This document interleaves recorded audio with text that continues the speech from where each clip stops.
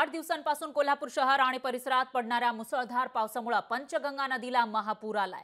पंचगंगा नदीची वाटचाल आता संथ गतीने इशारा पातळीवर सुरू असल्याची माहिती समोर येते। इशारा पातळीवर जर पंचगंगा नदी पोहोचली तर मात्र कोल्हापूरमध्ये पूर येण्याचा धोका आहे, कारण या आधी सुद्धा अशाच प्रकारचं घडलेलं होतं। ज्या वेळेला पंचगंगा नदी ही इशारा पातळीवर पोहोचते त्यानंतर या पंचगंगा नदीमधील पाणी परिसरामध्ये पसरतं आणि त्यानंतर पुराचा धोका निर्माण होतो। दरम्यान पंचगंगेची पाणी पातळी ही 32 फूट 3 इंचांवर पोहोचलेली आहे आणि याचाच आढावा घेतला आपले प्रतिनिधी सतेज औंधकर यांनी। गेल्या 24 तासात कोल्हापूर शहर आणि परिसरात पडणाऱ्या मुसळधार पावसामुळे पंचगंगा नदी ही आता पात्राबाहेर गेल्याचं आपल्याला दिसून येत आहे।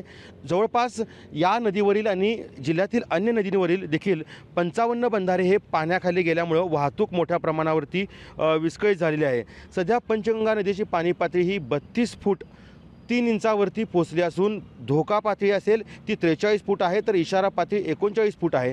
म्हणजेच पंचगंगा नदीची जी वाटचाल आहे ती संथ गतीनं इशारा पातळीकडे सुरू असल्याचं आपल्याला पाहायला मिळतं आहे। राधानगरी धरण हे 46% जे आहे ते भरले आहे आणि त्यातून 1300 क्युसेक पाण्याचा विसर्ग जो आहे तो आता सर्वच नद्यांच्या नदीपात्रामध्ये होताना आपल्याला दिसून येतो आहे। बहुतांश कोल्हापूर जिल्ह्यातले जे लघु प्रकल्प आहेत ते भरलेले आहेत, ओव्हरफ्लो झालेले आहेत आणि त्यामुळेच जिल्ह्यातील सर्व नद्या या दुथडी भरून या ठिकाणी वाहताना आपल्याला दिसून येत आहेत।